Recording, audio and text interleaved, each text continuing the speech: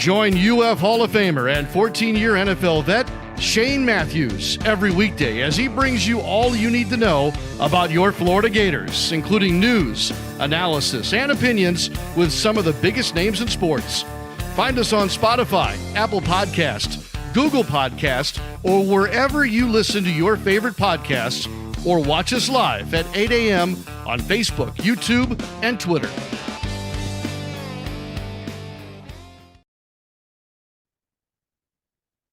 Good morning. It's a live edition, a Tuesday edition, PodUp with Matthews in the morning, coming to you from the International Diamond Center Studios.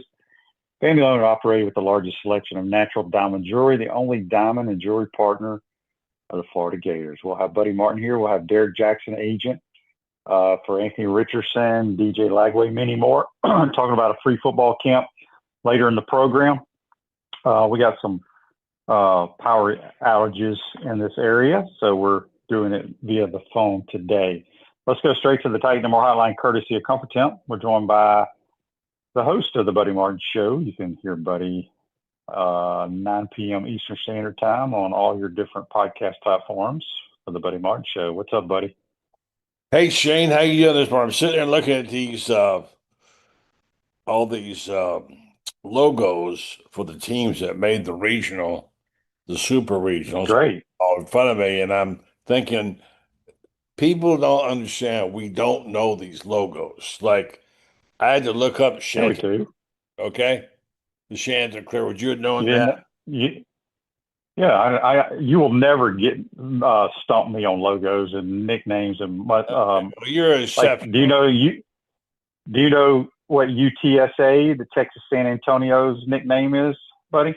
I got the chicken logo, but no, they're a Roadrunner. That's a Roadrunner.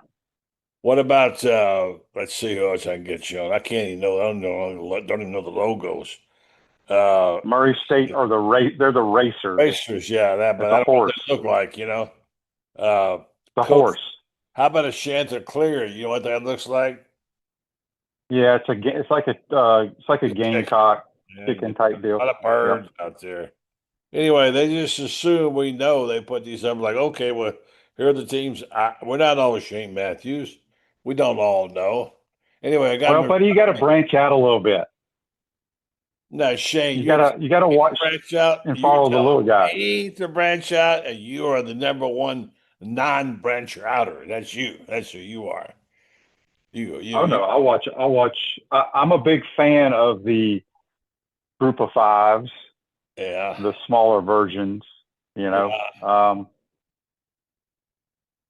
But anyway, yeah, it's I saw that early this morning. I can't find it now, but your super regionals are set. There's a ton of big names that are sitting at home right now. Yeah, and still should be pretty good. I mean, buddy, I meant to ask you this because you watched a lot of baseball. We talked about it on your program last night. Baseball, yes, I did.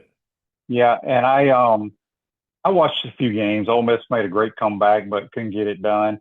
Yeah. But I see all these clips on Twitter. I don't know if I do not understand this. There is more, and I'm going to use a bad word here. There's more shit talking in college baseball.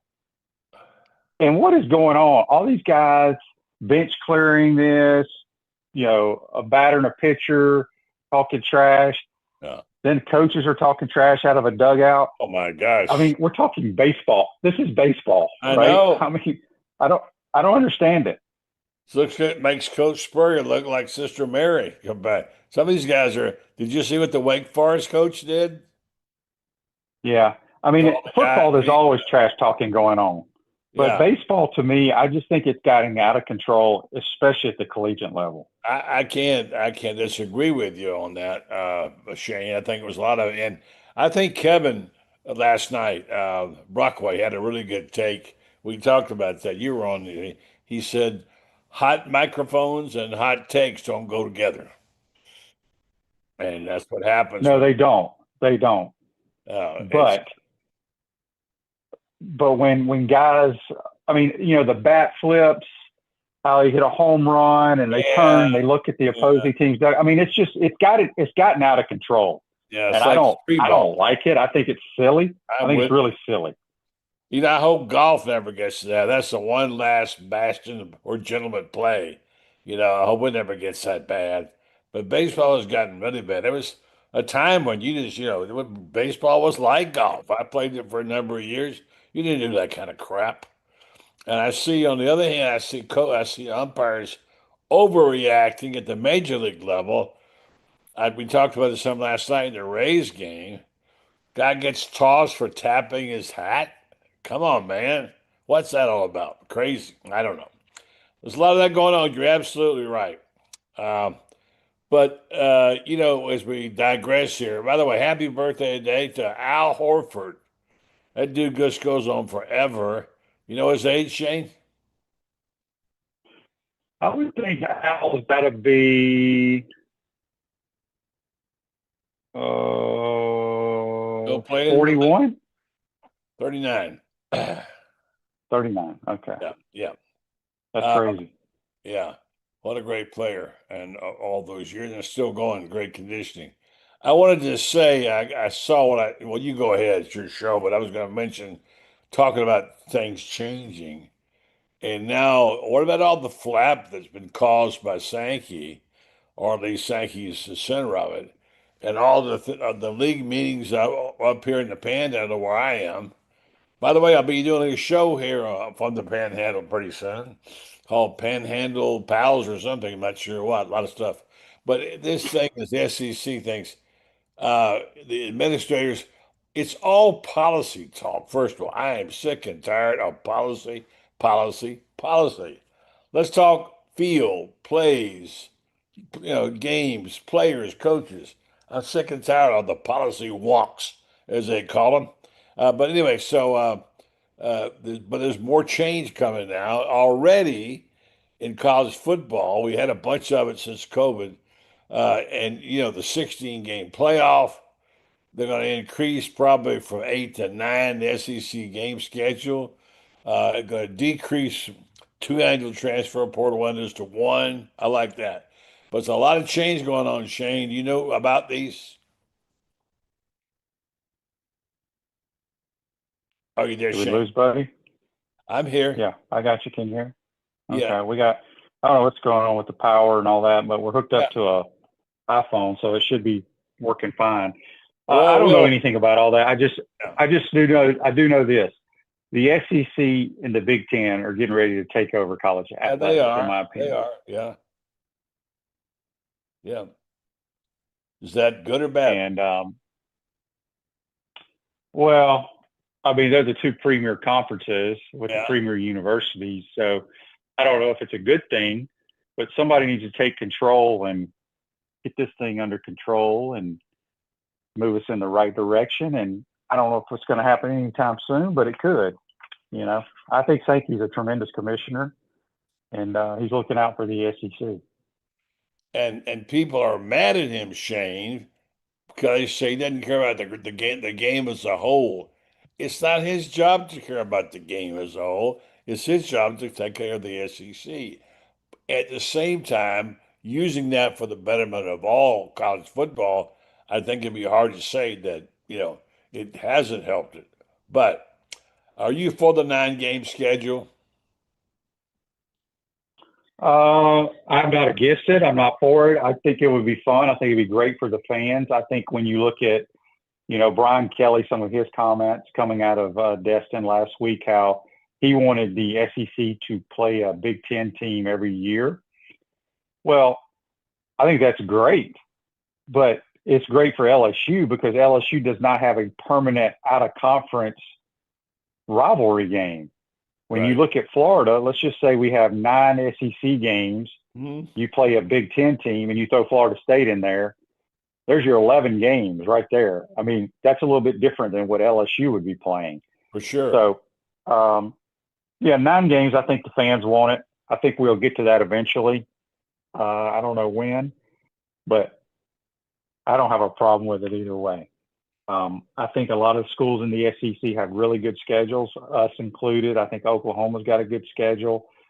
I think their schedule supposedly is harder than ours. I'm not sure, but we'll see, buddy. But I think 9 games is coming. I liked it better when they played all the SEC games and the ratings were enormous. That year it was hard for Florida for sure, but you got the best product, put it out there. But the other thing is what I call residual impact. I talk about this a lot. I've talked about Urban Meyer at a great deal of length. You play these teams, these good teams, even in baseball. Look at all the teams they made the playoffs, got to the tournament, etc. It costs you if you start playing hard on midweek games. I'm a critic of those. They lose them. But the fact is, with the money players are getting paid today, fans don't want to see them lose games in midweek or otherwise. And when you have that kind of pressure on you, and I think, by the way, that's what happened to Sully. Sully had so much pressure on him, he succumbed to it finally, in my opinion. But that's another story. So it's good and it's not good in that regard. We want great games. We want competitive games. We want great players. We don't want any of these cream puff games. But it comes with a price, Shane. Yeah, I think there's a lot of parity in college athletics now. Even though a lot of these teams that are spending millions and millions of dollars, there's a lot of good players around the country, and you saw that, especially in these regionals and in college baseball with some of Yes, these yeah. group Yeah. of five mid majors moving on. Speaking of that, we got a text on the Titan MR text line. I'm not sure who it's from. It says Sully just gave the Gators a terrible reputation at what happened in Carolina. Some universities would have fired him. He has always been a hothead. Some parents won't let their sons play for him now. What are your thoughts, buddy? I heard that all over the sites in coastal Carolina. There's a lot of that stuff bleeding down here. Remember, he came from Clemson, and I know he's been winning all these years. There's a lot of people who've been sitting in the shadows waiting to pounce on Sully. He brought it on himself here. But if you talk about pressure, Shane, coaches, you were one, your dad was one, you coached Spurrier. The pressure on these guys is incredible. And what he went through this year, no coach should have to go. He lost like his whole infield practically and his catcher. And I mean, he lost some of his best players. And he held it together miraculously, as we know, from 1-11 to get all the way into the tournament. He just cracked under pressure. Now, I know it's true. I think we talked about it on the show last night. There is some play there so that the local host can move games around. I don't know the full story of what happened, but I'm sort of led to believe that Sully didn't realize the game was being changed, that moved up, and it did affect his pitching. Would it have made a difference? Probably not. They got their butts handed to him anyway. But Sully is used to having his way. He is a little spoiled, but he's earned that. I give him a pass this time around. And yes, it's true. There are coaches who would have been fired for that, but there are coaches who would have been fired if Billy Napier hadn't been with Scott Strickland, he might have been fired.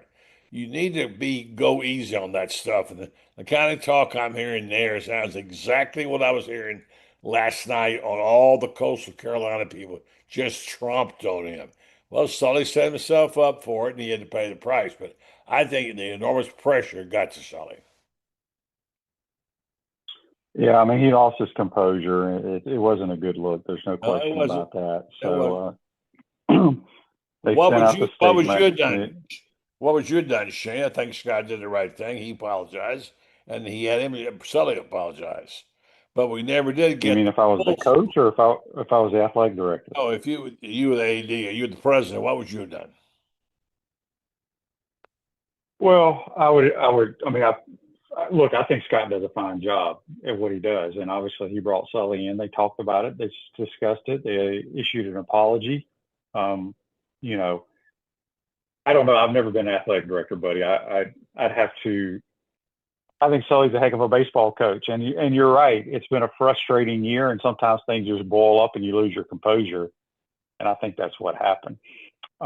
We have a text here on the Titan MR text line from James. He says, "I have a trivia question for you and Buddy. Who in the last 10 years in all sports has won the most SEC championships in the conference?" Florida. You say Florida? Yeah, most total. I think it's I think it's Arkansas. Okay. I don't know. I think we're second. We're either second or third. I actually cheated. I saw this on Twitter a couple of weeks ago. Yeah. Somebody he's gonna have to call and give us the answer because I can't find it now. But I think Florida was second or third behind. I think Arkansas has won the most SEC titles in the last 10 years in all sports. So appreciate the text. You think the programs, which one's better, Florida or Arkansas? Well, obviously, I'm going to say Florida, but they have won more SEC championships, and maybe somebody can send us that. I can't. The computers and everything are down. Yeah, the so list. whenever my somebody out there's got the list, but I mean, it certainly wasn't football, and it certainly wasn't basketball. I don't think. No. The last 10 years. I know, but in I'm the just SEC. Pick any time period you want and make that work. Oh, You won the most in the last 25 years, or whatever, But okay, all right, yeah, maybe they have. I don't know, but I wouldn't say Arkansas's program is better. yeah. Whenever Meyer wanted to introduce his high quality tequila to the Gator Nation, he made sure to get it to the HBC and his team at Spurrier's Gridiron Grill and Dorn's Liquors. Go beyond with smooth Los Landeros tequila. But have you seen Coach Spurrier and Urban's commercial? I have. It's kind of cheesy, but I think the stars of the show are the ladies. But it's funny. It's good to see them together. I mean, those guys represent everything. It's been all the titles and championships. And as we look in the rearview mirror at it, Shane, it was more amazing what those guys did at Florida. And you appreciate it a whole lot more, and you see how hard it was. You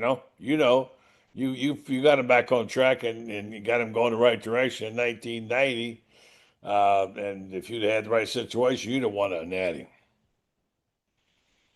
We had a good team, no question about that. All right, buddy. Moving forward with the baseball team, kind of putting a bow and a wrap on it. What are your thoughts moving into next year about the program? Well, I was hoping we talked our last baseballs. We're all ready to talk golf with you, but no, well, obviously, you got to get more quality pitching.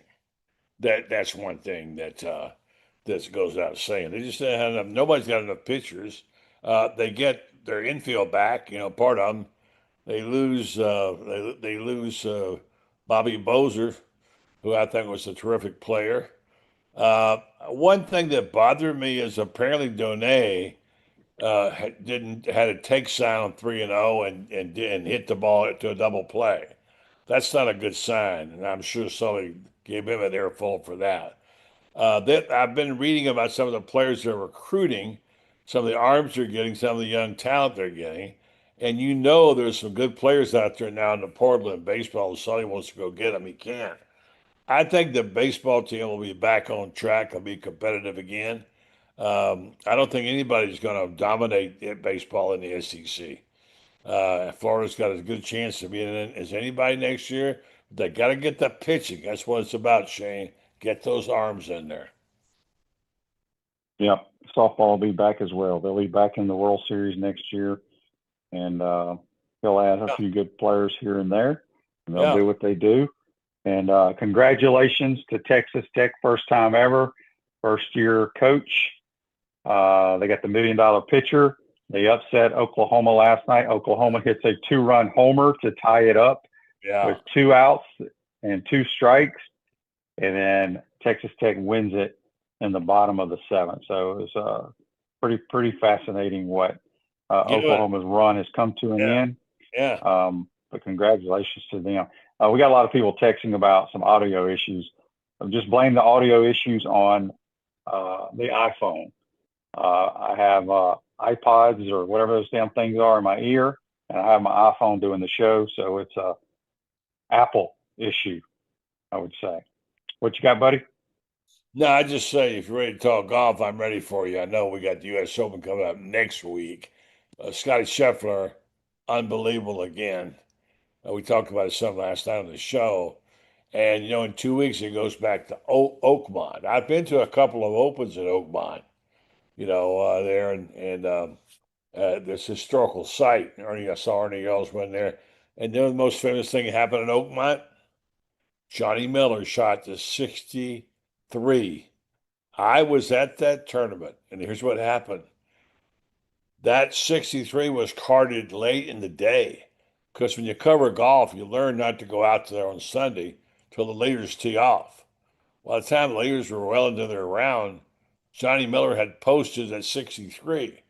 And holy mackerel, that's no one's ever done that. But he did win that tournament. And Shane, I'll give you three guesses as to how much the prize money was in 1973.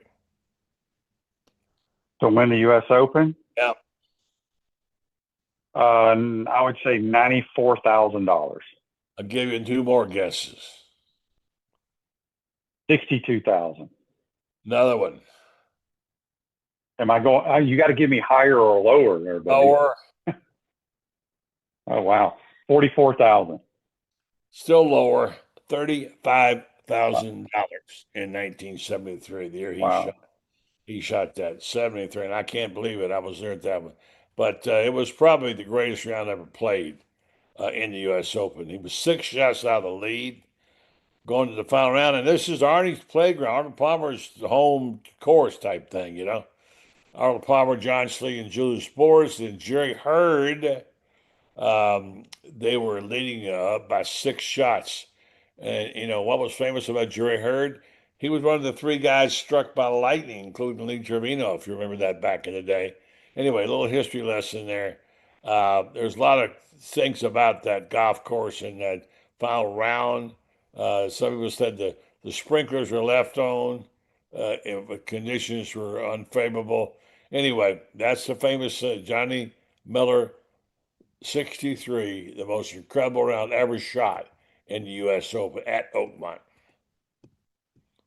Oakmont, they say, is the hardest golf course maybe in the world.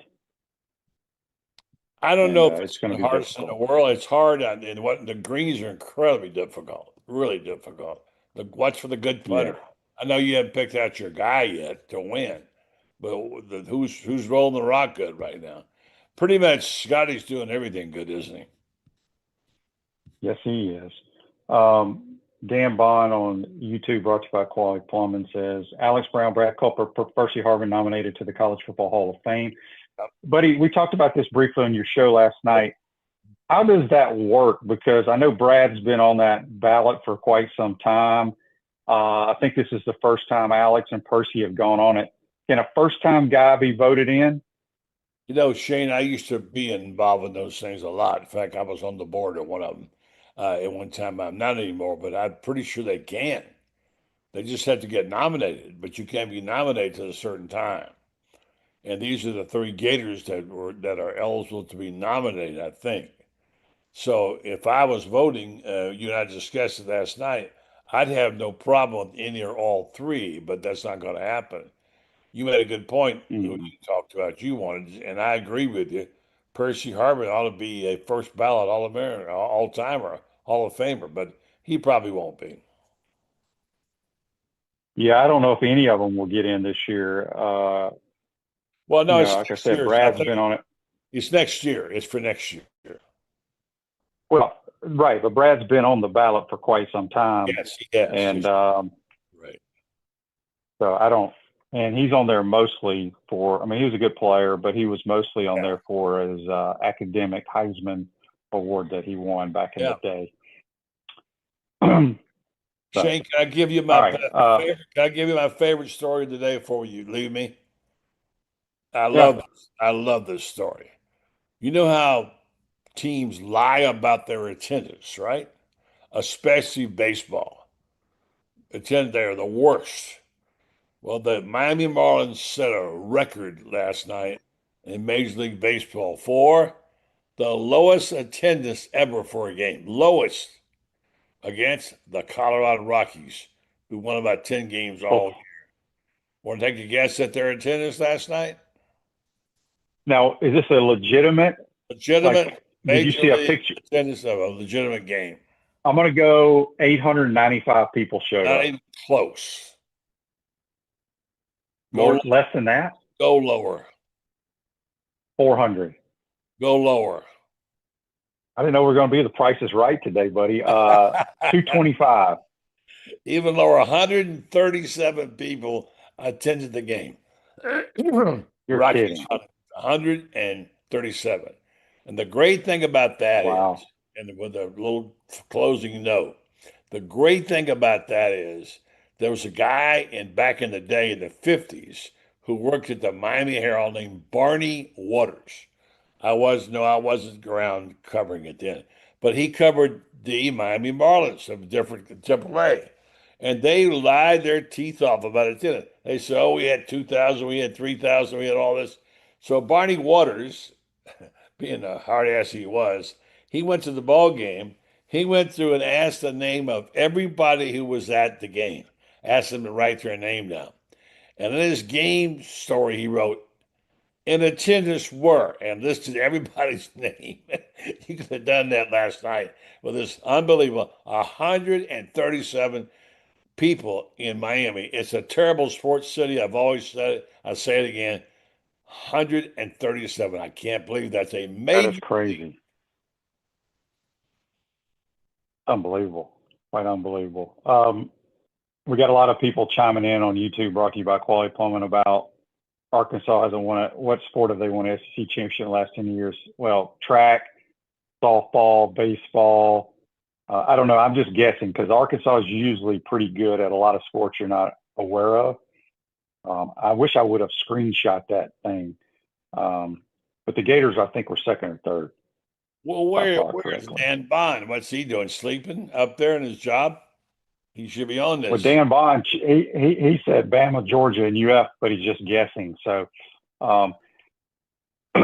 buddy, we got a text on the Titan Tomorrow text line from William. William wants to know, when is the basketball book that Franz is writing coming out? Glad you asked. He's working on it really hard right now. I think we'll have it out by August, certainly September, and we're going to have copies. We'll have special deals for people who are Gator Bait members. So if you join up, you're going to get a deep discount. We're going to do some signings. We're going to have move Franz around to some locations. And I've already read 80% of it. Is really good. And you're going to want to have a copy of this. Great job by Carlton Reese who's doing the editing and the publishing on this. Haven't got the title, but we'll keep you up to date. And thanks for asking. It's going to be a heck of a book. You're going to want to have one or two. This Day in Sports brought to you by Campus USA Credit Union. Put some star power to work in your financial life. The Campus USA Credit Union, also the bank that Steve Spurrier banks at. Buddy, listen to this. 2012, Tiger Woods claims his 73rd PGA Tour victory with a two-stroke win over Andres Romero and Roy Sabatini in the Memorial Tournament, Jack's tournament. That's This Day in Sports. I just wanted to, you've been following, I'm not comparing Scotty Scheffler to Tiger, so I don't need anybody to text that. But the kind of run in the tournaments that Scotty is winning, is there any comparison in your eyes? Absolutely. It's a burn. It's a turn and burn. It's amazing what he's done. Some of the numbers, if you look at them, I had some numbers when I have time for him right now, but he has just done an amazing job. And he just turn it on and turn it off. And somehow or another, he seems to be able to win when he has to win. I saw a list of things. Listen to this. Last 40 months for Scotty Scheffler. 19 wins, more than Jordan Spieth's career. 36 top threes, more than Jason Day's career. 52 top tens, more than Max Homa's career. 3 majors, more than Dustin Johnson's career. So yeah, it is significant, and you realize you put it down like that. This guy is special. I'm not going to say Tiger. There'll never be another Tiger. I'm not going to say Nicklaus, but he is really a great young player, and he's still young, and he's going to have amazing numbers if he doesn't get hurt. Yeah, he's his ball striking is just phenomenal to me. It just blows me away. A crazy leg move of his. He's always had it, but it works. Yeah, for sure. All right, a couple more texts here on the Titan Tomorrow text line. And of course, we have to have one of these a show, right? This is from Steve. Steve says, buddy, in your opinion, how many games do the Gators need to win for Billy to keep his job? 8. Anything below 8 would be questionable. I think he'll win 9. Could win more. I think the best bet on the board right now. What is it? What is it now? 7.5 in Vegas, something like that. Yeah, well, it depends on if you look at what it's 6.5 at some places and seven and Yeah, a half at others. yeah. Shane, I I saw. wanted. I was going to read. Go Yeah, ahead. you go. Go ahead.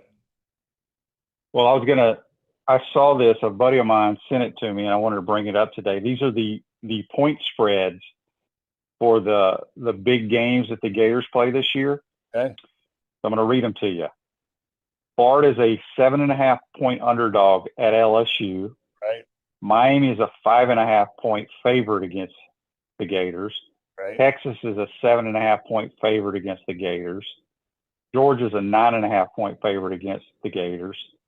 Florida is favored by 2.5 over Tennessee, and Florida's favored by 10.5 over the semis. So, in the so-called 6 big games that we have this year, we are an underdog in 4 of them. Yeah, I think I like that. I tell you what it is. I've gotten preparing a column now called Scorched Earth Saturdays. There's 4 of them in a row from Florida. And they got that going right there in game 3 through 7. Those 4 games are unbelievable. Leading up to, by the way, we'll get to see the greatest quarterback of all time, according to one Texas writer, playing in the swamp. His name was Manning. Obviously, he's a great player. I think they'll be ready and pointing for that game, but they got a tough road to go, as you say. Those first 4 games, and that 4 scorched earth games are really going to be difficult. He gets through that one, my gosh, he'll win 10. Yeah, that's gonna after the first 2 cupcake so-called games. Yeah, the next it's going to be tough. I mean, but it's SEC play. We ain't the only people that are going to have tough games. It's week in and week out, and that's what you sign up for, right? Yeah, I think you said it. It's no guts, no glory. If you win those games, the opportunity. If you look at it, I think this is what Billy's trying to say. This is an opportunity. It's not the Bataan Death March. We know the schedule is tough. It's the timing of it. You're going to have some exceptional play. You're going to have some breaks. You're going to have some turnovers. Good things have got to happen to your football team to get to that 9-10 win level. And I think you think it can, and so do I. I'm telling you, I saw the video of DJ Lagway throwing last night. He looks really good, really good. If he's got an injured arm, he's not showing it. This kid is saying, they're saying now, some of the so-called outside experts, Shane, are saying Florida's running back room is the best in the league. I wouldn't argue with that. I think it's if not the best, it's one of the top. I think got a lot of good dudes back there that can run. This text came in from Titan our text line. Says if we start 4-0, that Texas game will be huge. It'll be huge anyway. Yeah. It's huge anyway because it's the first time them come to the swamp. Arch Manning, they're going to win at least 3 of those first 4. They'll win 3, and we'll see. Oh. And it's going to be amazing. If you don't have a ticket, it's probably too late. Yeah, I said this, and I think some people corrected me on this or doubted me. I think the Florida-Texas ticket will be the most expensive ticket we've ever had at the Swamp. And I know Tebow's senior year and all that stuff, we played, I think his senior day was against one of the worst Florida State teams I've ever seen, maybe comparable to this year. But with Texas, who's never played here, if I'm not mistaken, with a guy named Manning coming to town, Yep. That ticket is going to be crazy expensive. Don't you think, buddy? I wonder what I would go for right now. I have to look it up. I don't know. But it would be you're right. I do agree 100%. Most expensive ticket ever at the Swamp. I'm not just talking about the good tickets. I'm talking about all the tickets. I'm gonna look it up. We're off the air. I'll find out tonight. By the way, tonight Lauren Meadows is coming from Paris. How about that? Paris. His show is with Brendan Martin tonight. So check him out tonight. Low down with Lauren Meadows, straight from Paris. So that's the first one. But no, I agree with you, Shane. So Lawrence, go ahead. I just says the most. I agree 100%. It's the most expensive ticket in the history of the Swamp. You better get. If you got any buddies that got one, you better get it now. Yeah, I think you better buy it now. There's no question about that. It could be if the Gators are undefeated and Texas is undefeated. My goodness. So you roll the dice on that, and we'll see, buddy. Good stuff. So Lauren Meadows has your program tonight, being live from Paris, and that's something. That's Actually, that's his crazy. show. And then Lowdown with Lauren Meadows on Tuesday night. So hype or have at it. How do you say that? The Champ de Z? I know how to say French. I asked him if that was a Chomp, C-H-O-M-P. He said, yeah, that was it. So check it out tonight, 9 o'clock Eastern. The Lowdown with Lauren Meadows, Brendan Martin, and the gang, and Rob Brown. All right. Good stuff, buddy. Have a good day. We'll talk to you next week. Thank you, Shane. Thank you for having me on. That's Buddy Martin. Join us on the Take No More Hotline, courtesy of Comfort Temp. We are waiting on Deiric Jackson, the agent of Anthony Richardson, DJ Lagway, and many others to join us. But in the meantime, we'll take a time out. We come back. Hopefully, we'll have them. You're watching and listening to PodUp with Matthews in the Morning from the International Diamond Center Studios. We'll be right back. Our premium sponsors are Campus USA Credit Union, International Diamond Center, Meldon Law, QC Kinetics, UF Health Orthopedics and Sports Medicine Institute, JF Hayden Craft Liqueurs, Florida Cracker Kitchen, Los Linderos Tequila. Gridiron sponsors are Baker Sporting Goods, Cogent Bank, Comfort Temp, Electronics World, Florida Victorious, Gallo Car Wash, Miapa Latin Cafe, Peachland Dental, Quality Plumbing, Ruse Ogre State Farm, Silverback Concrete, 84 Lumber, Big Mills Cheesesteak, Celebrate Primary Care, Dowling Signs, Gator Bait Media, Gator Dominoes, Ironwood Golf Course, Tropical Smoothie Cafe, UF Bookstores, Nest and Wow, MG&A Wealth Management. Watch and listen to us live on Facebook and YouTube. Listen to the podcast whenever on Apple or Google Podcasts, Spotify, or wherever you listen to your favorite podcast. Remember to like, follow, and subscribe so you don't miss an episode. To become a sponsor, call my man Freddie at 352-284-3733. Coach, you know, it always impressed me how you beat Florida State to win the 1996 national championship. And I was really impressed with your 06, 08, and 09 Gator teams. And the way you coached Danny to the Heisman Trophy. A lot like what you did with Tim Tebow. You know, you won more SEC championships than you lost home games at the Swamp. And you had plenty of super games in front of our Gator Nation. Yeah, there really is something special about the Swamp. I guess that's why we say about the Swamp, only the Gators get out alive. To the Swamp and the Gators, with the best beverage served at Spur's Gridiron Grill, 100% agave Los Linderos Tequila, aged in bourbon barrels for a smoother taste. I think you mean head beer coach, 1966 lager, a crisp, light, bodied lager for easy drinking. Nope. Los Linderos Tequila, smooth enough to drink neat and bold enough to elevate a cocktail. 1966 lager, enjoyed on game days in the fall or whenever you need a winning cold brew. Los Linderos Tequila. 1966 lager. Los Linderos. 1966 lager. Y'all stop bickering. Okay, you're both wrong anyway. The best thing Spurrier's Gridiron Grill offers are Jerry's famous chocolate chip cookies.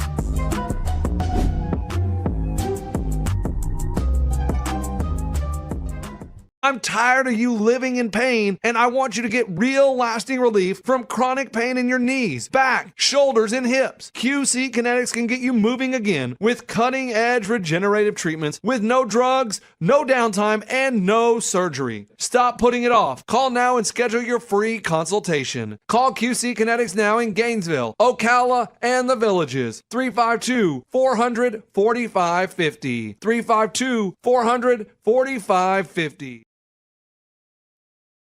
Welcome back to the International Diamond Center Studios. Florida Crackers, the brand for original Floridians. Great food, Southern hospitality in the center of the universe, Brooksville, Florida. FloridaCracker.com. Still waiting on Deiric Jackson to join us. Hopefully we can get him before the program's over. If not, we'll try another time. Again, if you missed it, the Super Regionals are set. A lot of teams with a lot of upsets. So Louisville will play the Miami Hurricanes. The semis will play the Oregon State Beavers. North Carolina Tar Heels and the Arizona Wildcats. Coastal Carolina versus Auburn. Arkansas, Tennessee. A lot of bad blood in that one. LSU against West Virginia. The Murray State Racers against the Duke Blue Devils. So one of those teams is going to the World Series. And UCLA against the Roadrunners of Texas, San Antonio.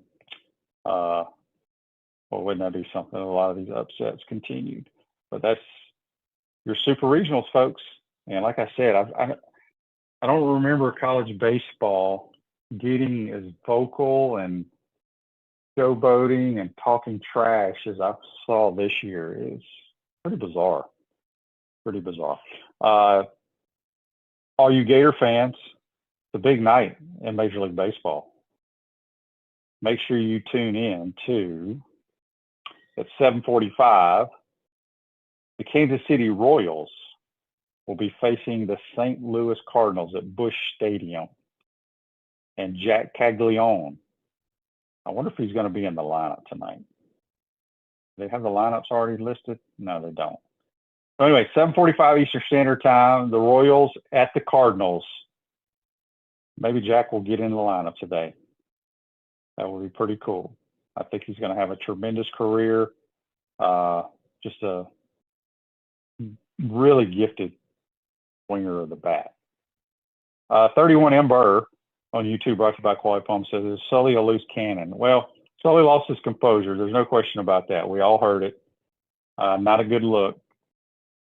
I know he's not probably proud of that. I'm sure Scott Strickland in their meeting told him he ain't very happy with it either. It is what it is. You got to move forward. So, Shooter McGavin on YouTube, brought to you by Quality Plumbing, says 9-3, one loss because of coaching, one due to poor play by DJ, and one with bad breaks. So 9-3 is what Shooter McGavin's going with. I'll take 9-3 right now. I think a lot of Gator fans would. If you go 9-3, you got a chance to be in the conversation of the playoffs for sure. Tanya Ron also says here on YouTube, brought to you by Quality Plumbing, Sully had rants in the past. I don't think so. I mean, Sully's always been a fiery manager or head coach, whatever you want to call it. I don't know if anything like that's been caught on tape. So, and Kanye Ron says, did they move the game without telling the Gators? Is that what's? I don't know all the details. They did move the game time. And he was upset because, you know, you do your pregame meal at 4 hours for your first game, and then you got to go take batting practice. Then your pitchers have to warm up at a certain point of time. But I think, if I'm not mistaken, I think we knew all this the night before. I could be wrong. Somebody can correct me on that. So I don't know what really set him off, but he was not a happy camper. All right, nobody got my answer for the most SEC championships in the last 10 years. I wish I would have taken a picture of that, but I didn't. 31 Amber says they moved it like an hour. They did, but they didn't like, the game wasn't being played at 1 o'clock and they called them at 12 and said, nope, we're going to play at 2. It was all done the night before. I'm pretty sure of that. Somebody can correct me if I'm wrong. Bruce Ogre State Farm also is a team of dedicated insurance professionals ready to help life go right with the right insurance options for you and your family. Visitogreinsurance.com. Give us a call at 352-240-1779. For all the hockey lovers, the Stanley Cup Finals will start tomorrow night. Tonight is the first game of the Women's College World Series Championship Series. You got Texas Tech against Texas. First time Tech has ever been there with their $1 million pitcher. Should be a good battle for sure. And then Thursday night, the NBA Finals with the Pacers and the Thunder crank it up. I'm not a big NBA guy, but I think that's going to be a fun series. Got a lot of good young players. And I know most people want to have the regular, you know, the Lakers and the Celtics, but that gets old. That's why I like seeing some of these new young teams moving forward in the college baseball playoffs. I think it's good. I'm trying to get on Facebook, but my Facebook isn't working either on my phone. So I don't know what's going on in the world with electricity and phone issues. But we'll keep plugging right along here on the program. A text on the Titan Mar text line from James. James says, Shane, once practice starts, how many practices do you go to prepare for the season? Good question. You can't get a whole lot from practice. I will go out when they first start a couple of times to look at the young players. Now, we got so many kids enroll early now for the spring ball, so you get to see them. In the past, you know, they were still in high school playing baseball, running track, whatever, and so you didn't know much about them. I will go out and watch those guys, and then you can't get a whole lot from practice till you play games. But you know, and the practices are like any other football practice. You can only see so much. I mean, you know, it's just, I guess what I'm trying to say, it's hard to evaluate when you're just sitting there watching. But I think to answer a question here, I think this team is the most talented team that Billy has had. I said this last year at this time, but this team is way more talented than last year's team, which is a good thing. The line of scrimmage, the offensive line, a lot of people have them in the top 5 in America as a group. The D-line has a chance to be pretty good. I'm still looking for that one dominant pass rusher that teams have to account for in their game planning. I want to find one guy that can do that can get after the quarterback and change the game. Secondary, you got some good pieces here and there, depending on who's healthy and ready to roll. But offensively, I think this team should be really, really good. So it should be a fun year for sure. Text on the Titan Mar text line. The Shane, Alabama has the most championships in the past 10 years, 30. Georgia's second with 15. All right, well, thanks for that. I don't know what I saw then, because it had Arkansas at the top. So that sounds about right. Maybe it's one of those silly, you can't believe everything you see on Twitter these days. Because somebody sent me one the other day that Billy Napier had twins, right? It was like on the Florida Football Alliance page, and which is definitely false. Here's a text on the Titan Mark text line. Shane, out of the receivers, who are you the most excited about? Whoa. I like them all. They all do a little bit of something different.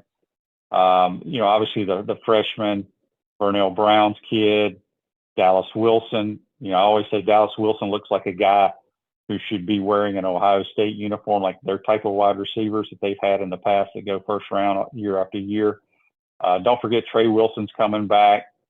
Aiden Mizell's coming back. They got a lot of dudes at that position that can make plays. I love when receiving corps look like a basketball lineup. They talk about if all your guys look the same, you may not have a great receiving corps.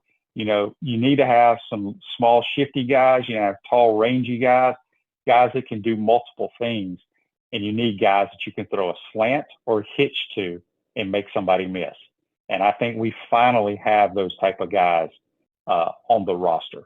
And that's what excites me. Because from a quarterback standpoint, if you can throw a slant or you could throw a hitch and the guy can make one move and turn the 5-yard hitch route into a 12-yard gain or more, you got something. And that's a quarterback's best friend. So I love our running backs as well. Jaden Ball, Jacoby Jackson. Again, one of my favorites last year was KD Daniels. Nobody got to see him play except in the bowl game, what he could do. But I think he's electric. So I'm excited. Appreciate the text. Tomorrow's program, we'll have JC. We'll do our Peachland Dental picks. We'll have him hopefully not do any baseball picks for y'all. I don't think his baseball picks have been very good this year in the college world. Well, there's been a ton of upsets, so it's hard to pick when that happens. But he'll give us a hockey pick as well. And it's getting that time of the summer where we're getting ready to start having a bunch of former athletes from different sports join us on the program. This text says, who was the fastest receiver I ever threw to? I don't know if you're referring college or pro, but we'll do both combined. The fastest receiver, we had a guy when I was with the Bears named Des White, came from Georgia Tech. He was like I don't want to say world-class sprinter, but he could fly. He had trouble catching at times, but he could fly. Actually, John Capel was drafted one year while I was with the Bears, former Gator, more as a returner, but he could flat out fly. Chad Johnson probably when I was with the Bengals. He could run. He could catch. He was a very good player. Good question there. Hope everybody enjoyed today's program. I guess Deiric Jackson, something came up, couldn't get him in. We'll try to reschedule. The Pouncey Twins provide all the Gator Nation with the highest quality liqueurs made by J.F. Hayden Craft Liqueurs. Find your favorite flavors at Spurrier's Gridiron Grill. Have a great day, folks. Appreciate you chiming in. We'll see you tomorrow. Take care.